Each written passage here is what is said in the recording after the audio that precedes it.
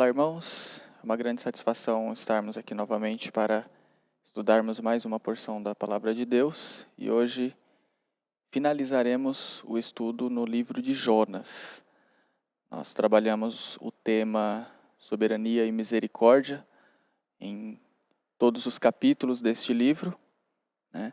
E vamos fazer hoje uma breve recapitulação daquilo que já foi visto, né? E finalizar com o quarto capítulo, né? Nós observamos que o livro de Jonas ele está entre os profetas menores, né? A sua forma de escrita foi feita em narrativa, né? O autor ele utilizou diversas ferramentas linguísticas, como nós vimos, por exemplo, o quiasmo, né? Aquela construção da escrita do livro. Nós podemos observar diversos paralelismos também, né? Tanto o paralelismo de comparação quanto o de contraste. E o livro ele nos mostra a história de um profeta hebreu que teve um chamado para pregar em Nínive, como nós vimos no primeiro capítulo, né? E nós podemos observar na primeira lição, né, uma pincelada ali sobre a cidade de Nínive, que era uma grande cidade, capital do Império Assírio, uma cidade inimiga do povo de Israel. Já havia ocorrido algumas batalhas entre eles, né? Era uma cidade expansionista, mas principalmente uma cidade conhecida pela sua crueldade. Nós inclusive citamos alguns exemplos para que pudéssemos entender o motivo do profeta não querer pregar a essa cidade, né? E nesse primeiro chamado, Jonas ele se rebela, não quer pregar a cidade de Nínive por diversos fatores, mas os primordiais estavam ligados ao seu nacionalismo extremo, né, em não querer divulgar a palavra de Deus a uma outra nação, principalmente uma nação iminente a ser uma inimiga do povo de Israel, visto que eles estavam se expandindo sentido Egito, né? E no caso, quem estava no caminho deles seria a própria nação de Israel. Tá? Então, nesse primeiro chamado, Jonas, ele havia fugido de Jope, né? Que ele desce para Jope em direção a Tarsis, sendo que o chamado dele era em Nínive, totalmente contrário. Porém, vemos a intervenção de Deus sobre o vento, sobre o mar, sobre o próprio lançar sorte dos marinheiros, né? E até o momento em que o profeta é lançado ao mar. No capítulo 2 nós podemos observar a oração de Jonas, né, quando ele clama a Deus das profundezas do abismo e quando ele ora a Deus no ventre do peixe, né, como uma oração de gratidão. Inclusive ele se utiliza de salmos na estrutura dessa oração.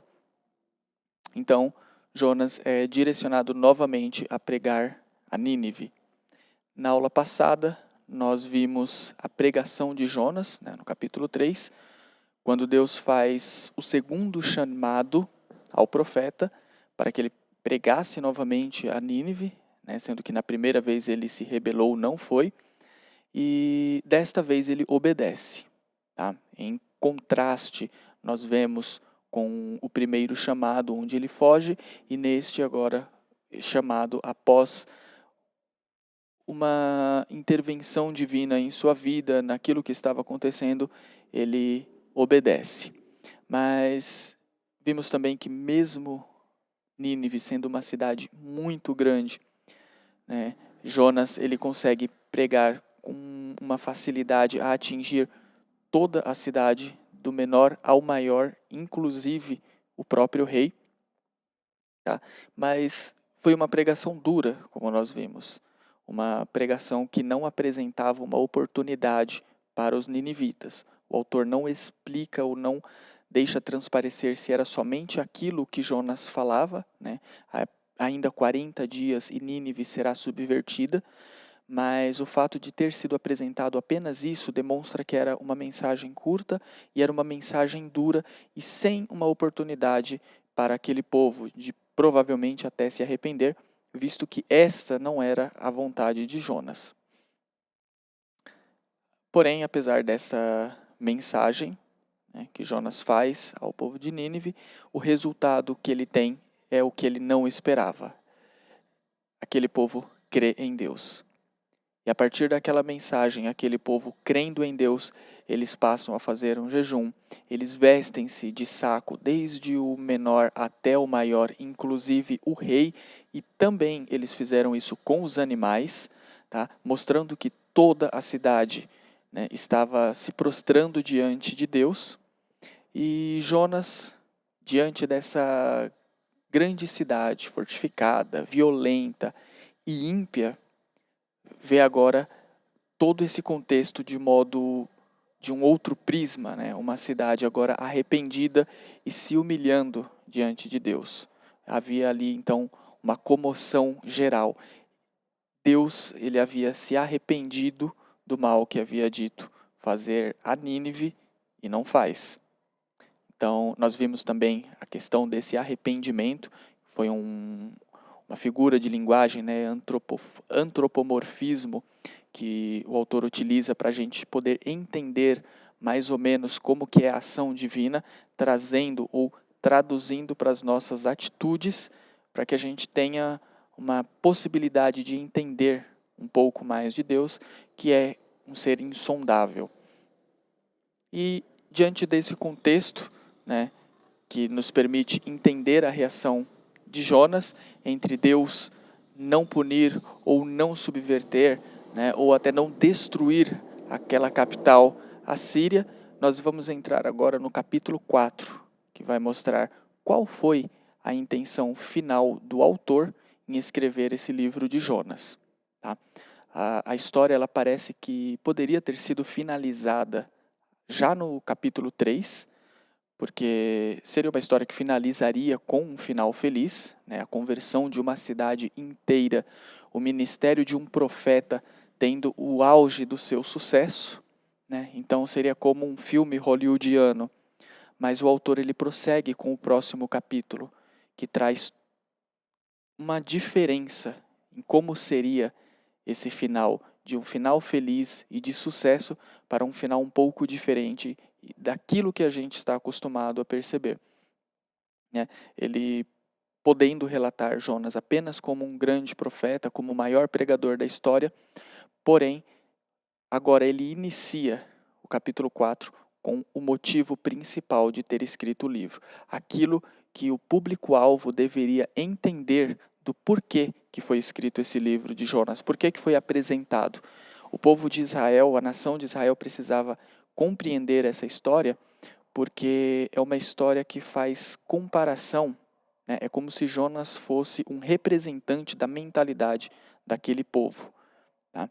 Então, nós vemos que o capítulo 4 também ele vai concluir essa história enfatizando a soberania de Deus, que ele tem sobre todas as coisas criadas, sobre a natureza, sobre os animais, sobre o vento, sobre até o acaso, né, como o lançar sorte, e principalmente agora sobre a opinião do homem, que nós vamos ver. Então Deus ele é soberano até sobre a opinião do homem.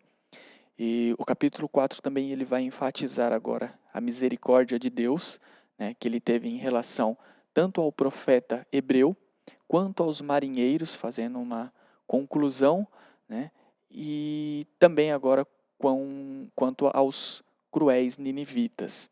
Tá? Então, nós vamos ver nessa intenção do autor em mostrar o motivo de finalizar o capítulo assim, é porque, como Warren Wiersbe diz, né, que os pensamentos e intenções do coração de Jonas traz à luz os seus pecados. Então, é isso que nós vamos entender. Né? E ele continua, né, que o leitor ele precisa entender que Jonas ele não mostra somente a si, mas também representa a mentalidade do povo de Israel através do seu nacionalismo fanático e uma falta de compaixão com os outros povos. O título da aula de hoje é a indignação do profeta. Versículo 1 diz o seguinte: Mas isso desagradou extremamente a Jonas, e ele ficou irado. Podemos notar que é um capítulo que começa como se fosse a continuação de algo, com um mas, que é uma conjunção adversativa, que está mostrando a oposição ou um contraste, né? E esse isso, né, que é um pronome demonstrativo anafórico, ou seja, que está se referindo a um termo anterior. Então, o capítulo 4 ele está totalmente ligado ao capítulo 3, principalmente no seu último versículo, que diz o seguinte: E Deus viu a obra deles, dos ninivitas, no caso, como se converteram do seu mau caminho. E Deus se arrependeu do mal que tinha anunciado lhes faria e não o fez. Mas isso, agora no versículo 1, ou seja, o Deus se arrependendo do mal, Deus não fazer o mal que havia anunciado, é o que realmente desagrada em extremo ao profeta. Então, esse foi o motivo de Jonas ter ficado irado. Nós vamos iniciar uma série de contrastes agora entre a ação de Deus e a reação do profeta. Mas isto, né, o Deus se arrepender do mal, Deus não fazer o mal que havia anunciado, em contraposição à reação de Jonas, que é o ele ficar irado. Então, Jonas, ele demonstra consciência daquilo que o salmista já havia escrito, né, como a gente pode ler em Salmo 103, versículos 8 e 10, que diz o seguinte: O Senhor é misericordioso e gracioso, tardio em irar-se e abundante em misericórdia. Ele não nos tratou segundo os nossos pecados e nem nos recompensou de acordo com as nossas iniquidades. Então Jonas parece que tinha já em sua mente, né, ele já demonstra em sua mente esse tipo de conhecimento de Deus. Um Deus que é soberano, mas que é misericordioso. Um Deus que não nos trata segundo os nossos pecados. Mas uma coisa é você ver o povo de Israel recebendo esse tipo de tratamento, e outra coisa é você ver um povo ímpio, cruel, inimigo do povo de Deus, também recebendo este tratamento. Né? Mas Jonas, que acabara de ser poupado do juízo de Deus, ele não queria que essa bondade fosse destinada a outros povos. Né? Então aqui já começa uma incoerência no seu pensamento. O versículo 2 e o versículo 3 apresentam a oração de Jonas. É a segunda oração que ele faz em todo o livro. Né? Visto que durante todo o livro nós percebemos até várias espécies, né, vários formatos de orações, clamores a Deus. Né, nós temos a oração, né, no caso, o clamor dos marinheiros, para que eles não perecessem pelo fato de jogarem Jonas ao mar.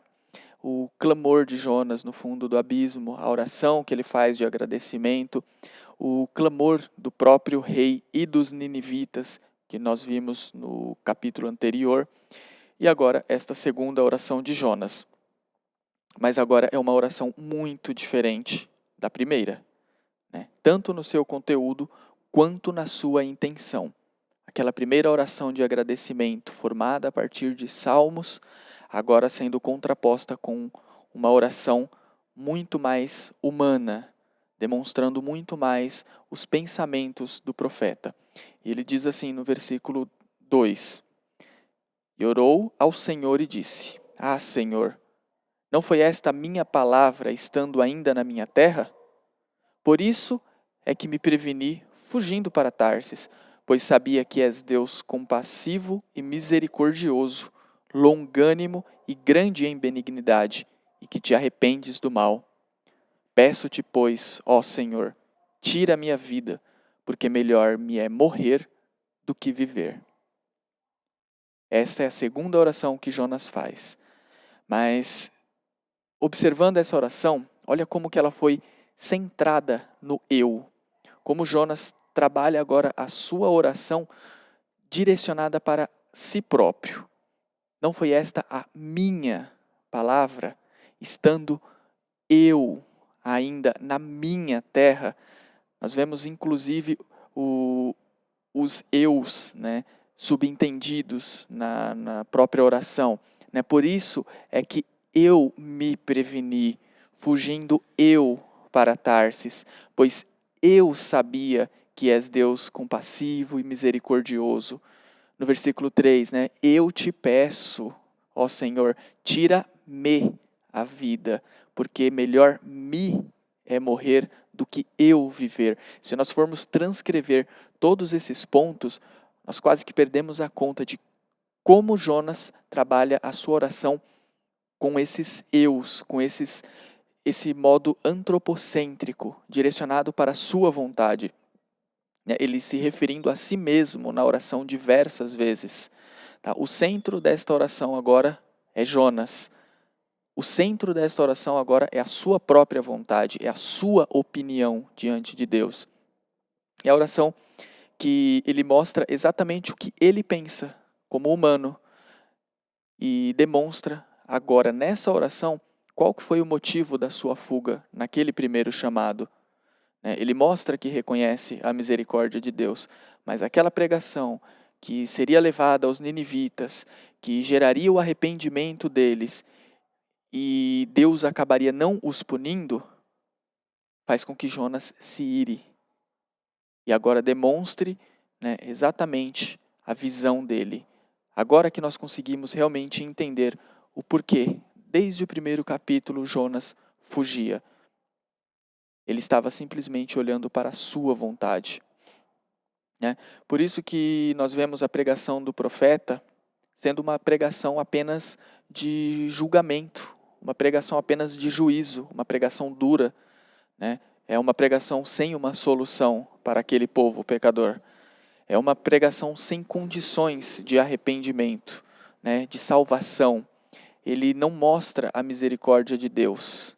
Ele não mostra um Deus misericordioso. Ele simplesmente mostra ainda 40 dias e Nínive será subvertida.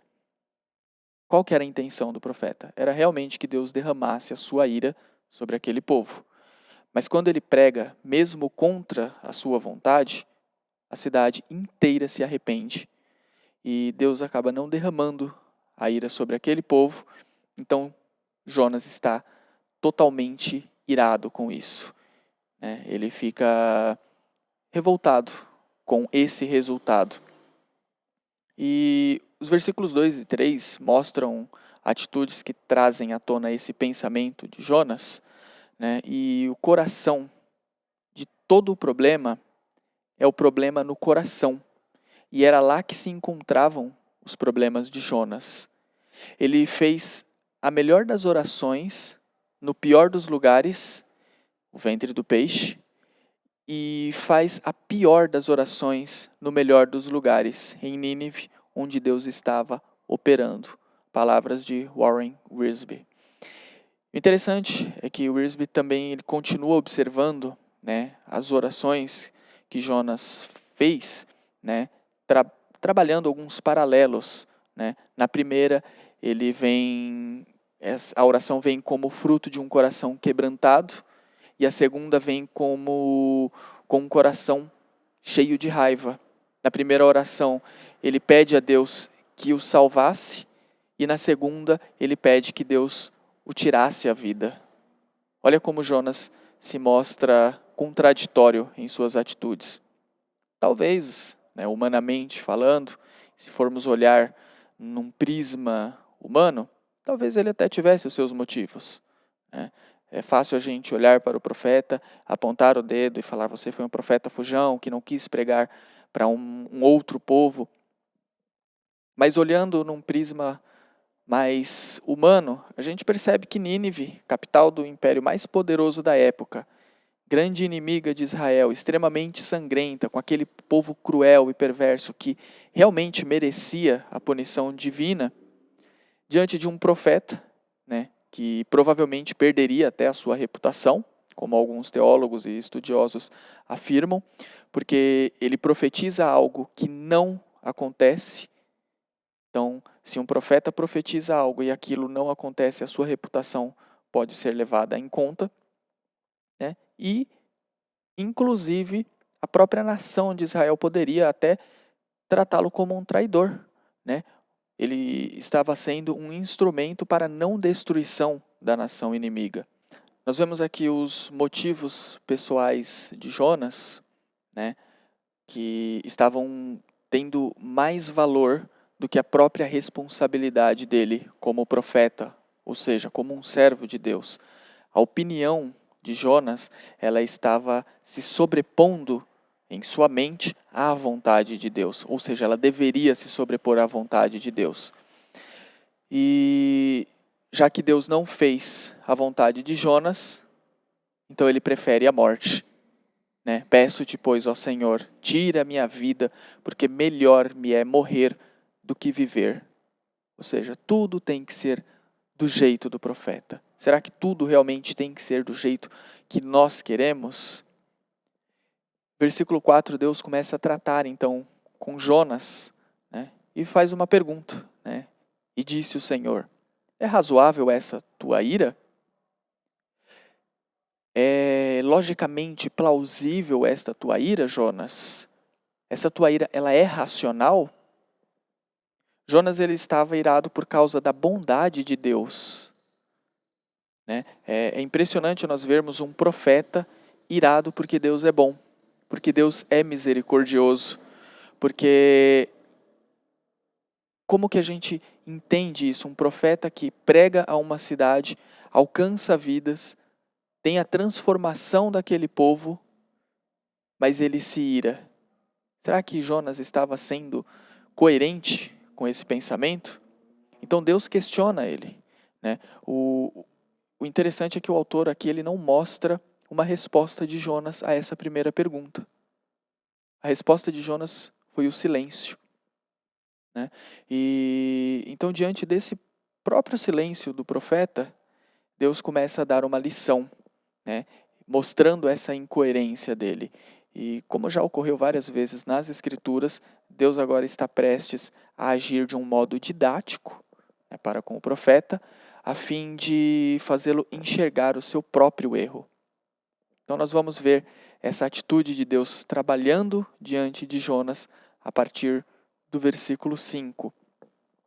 Quando Jonas sai da cidade, né, então Jonas saiu da cidade, sentou-se ao oriente dela e ali fez uma cabana. Sentou-se debaixo dela à sombra para ver o que aconteceria à cidade. Qual que foi a resposta de Jonas diante de Deus? Sair da cidade. Então, Jonas vai para o oriente de Nínive, faz uma cabana, senta-se debaixo dela, fica à sombra. Né? Aqui o autor ele faz até uma gradação, né? uma figura de linguagem que mostra uma ordem progressiva dos atos de Jonas. E qual que era o seu intuito? Né? Qual que era o intuito que o profeta tinha naquele momento? Era ver se Deus talvez mudasse de pensamento, de atitude e realmente punisse Nínive. Então, Jonas ele ansiava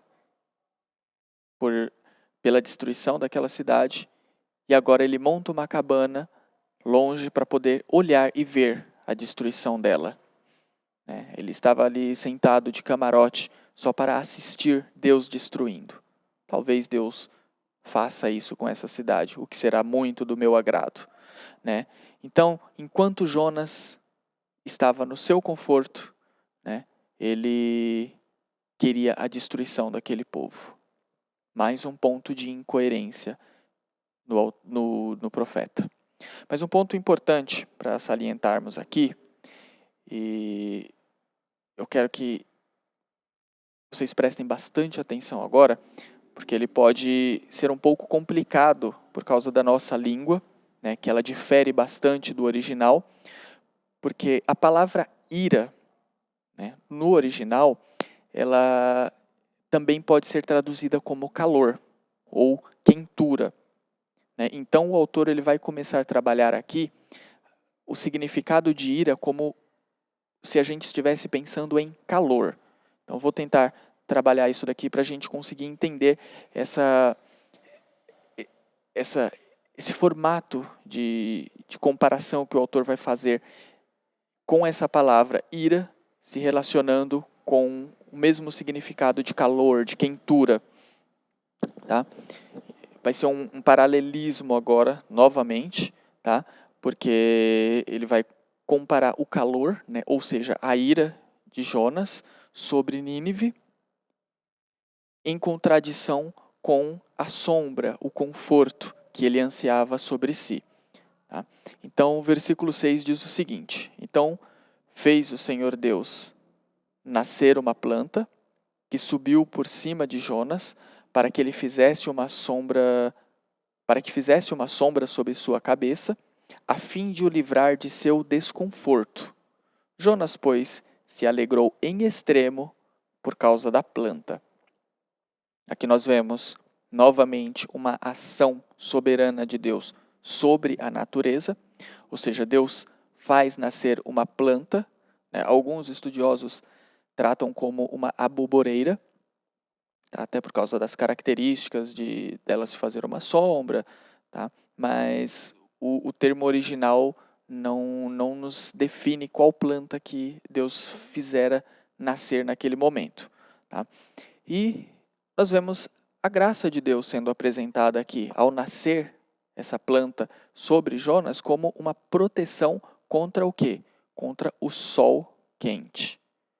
Tá? Então vamos analisar esse sol quente também, essa quentura, com o mesmo termo de ira. Tá? E essa sombra, Deus tem um intuito, na realidade, de livrar o desconforto de Jonas. Então nós vamos ver a associação da palavra sombra, com o termo, né, livrar do desconforto, tá? E esse desconforto estar relacionado com a ira do sol ou o calor do sol. Tá? Então a sombra ela vem como uma providência de Deus, tá? E o desconforto como a ira, como o calor, como a quentura. Então o autor ele trabalha esses paralelos, né, entre calor e ira, que a gente vai refletir bastante, e o conforto e a sombra. Tá? Ou seja, o próprio Deus ele cria uma situação para aliviar Jonas do desconforto, né, protegendo o profeta do sol que estava sobre ele.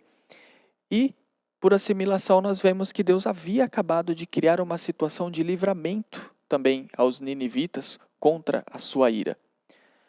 Ou seja, nós temos a ira de Deus, o calor, aquilo que queima, que iria sobre os ninivitas, mas Deus proporcionando o livramento, que seria a sombra, em contraposição, o sol quente, e Deus também livrando esse sol, esse calor, sobre Jonas através desta planta. Então nós temos duas situações similares.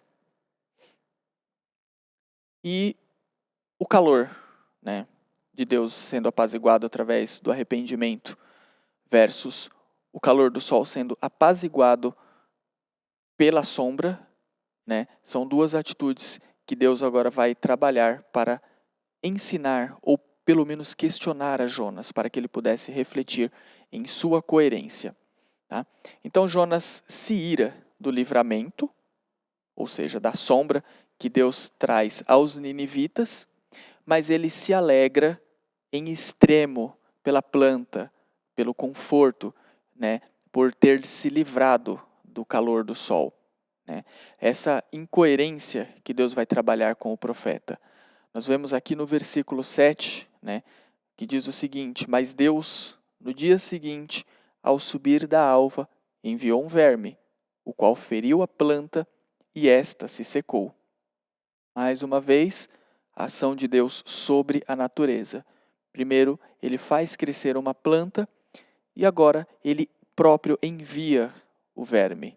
O verme fere a planta e a planta se seca. Ou seja, aquele conforto que Jonas estava, né, aquela proteção contra a ira do sol, o calor do sol, é findado. Aquilo é retirado. E agora Jonas, ele se ira por causa disso.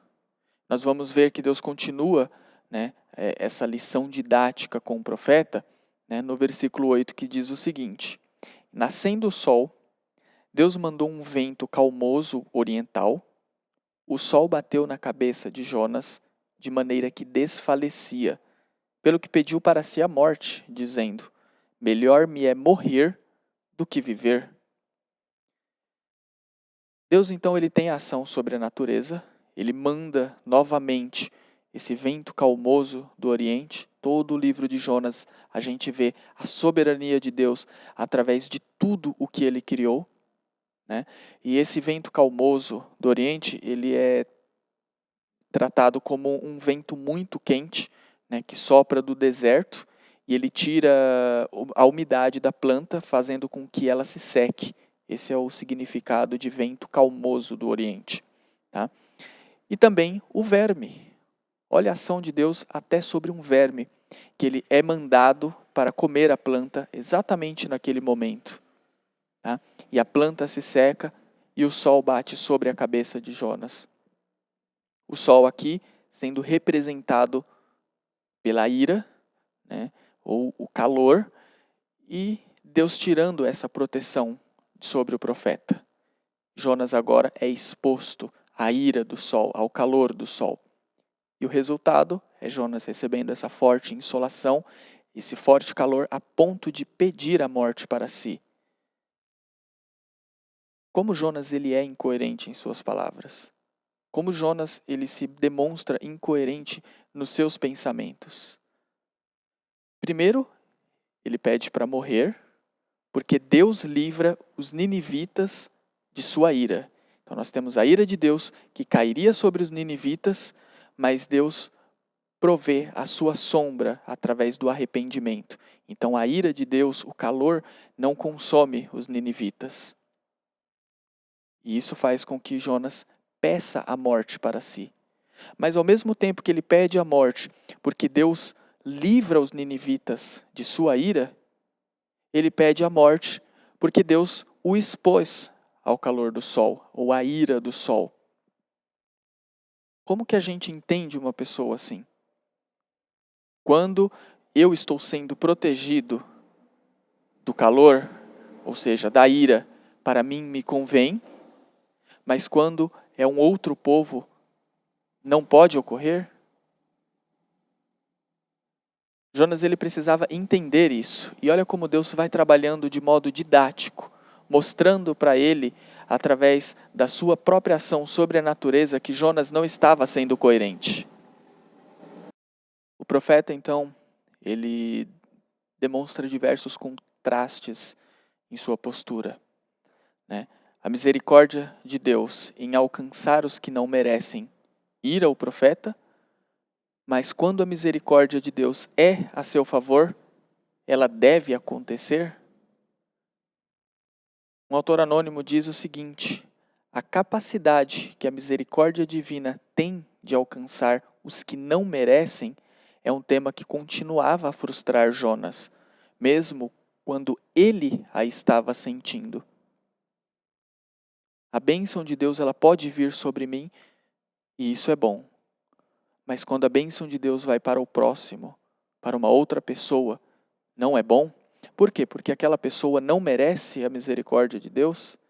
Será que Jonas, diante de toda essa trajetória que a gente estudou, ele estava realmente merecendo também a misericórdia de Deus?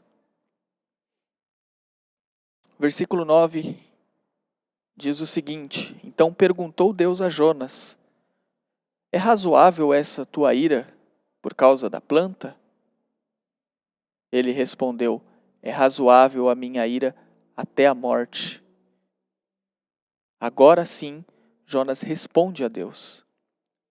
Primeiro momento que Deus pergunta se era razoável a ira dele, ele simplesmente se mantém em silêncio e se afasta da cidade. E agora, com essa ação, Deus questiona novamente: é razoável? É racional Tem coerência essa tua ira, Jonas? Por causa de uma planta? E Jonas ainda teve a capacidade de responder: é razoável a minha ira até a morte. Então Deus, após ter trabalhado uma situação para o profeta, ele questiona novamente a razoabilidade de sua ira. Jonas responde, né? Porque o desejo de justiça que nós podemos observar agora é que o desejo de justiça de Jonas é baseado única e exclusivamente em sua opinião. A satisfação do seu próprio ego. Quantas vezes a nossa justiça, a gente olhar e falar, isso deveria acontecer com aquela pessoa, isto não deveria acontecer com aquela pessoa, isto deveria acontecer comigo, ou isto não deveria acontecer comigo. Será que muitas vezes nós não estamos sendo incoerentes também em nossa justiça? Deus não destrói um povo, Jonas se ira até a morte. Deus livra o povo de sua ira e ele deseja a própria morte. Isso é coerência humana? Né? E olha como que Deus agiu. Deus colocou uma planta, algo que nasceu num dia e morreu no dia seguinte. Deus simplesmente fala, olha isto, Jonas. Dê uma olhada, você tendo compaixão de algo que não teve trabalho, que é o que nós vamos ver no 10º versículo, né? Mas como que Jonas demonstra essa coerência? Se uma planta que Deus destrói, Jonas se ira, mas ele queria que Deus destruísse o povo.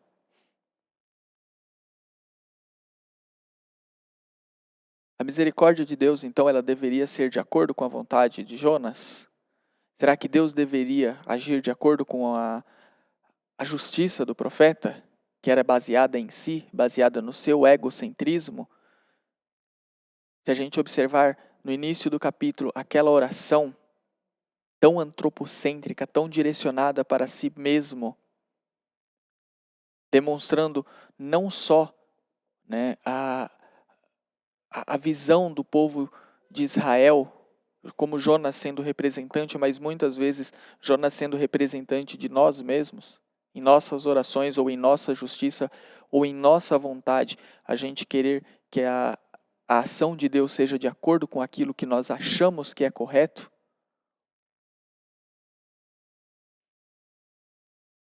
Nós devemos observar que Jonas ele demonstra mais afinidade com algo que lhe dava conforto, que era a sombra, com algo que era momentâneo, do que com pessoas que realmente precisavam de misericórdia.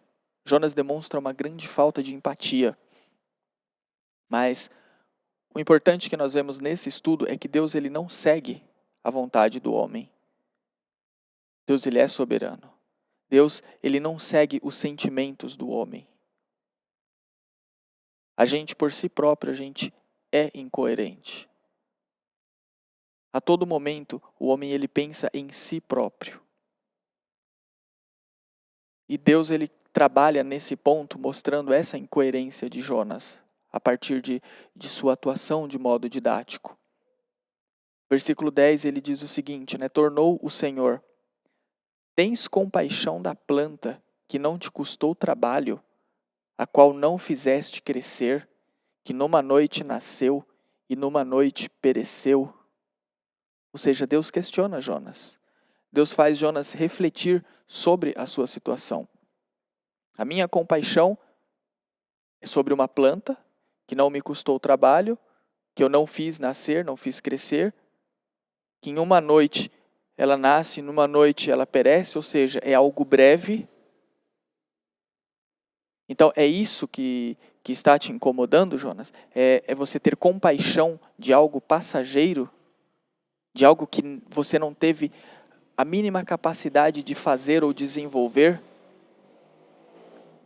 Deus fornece a sombra para ele, Deus fornece o conforto.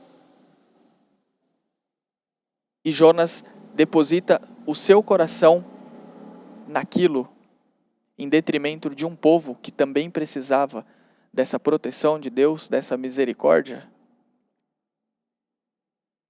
Então Deus continua no versículo 11: E não hei de eu ter compaixão da grande cidade de Nínive, em que há mais de 120.000 pessoas que não sabem discernir entre a mão direita e a mão esquerda, e também muitos animais?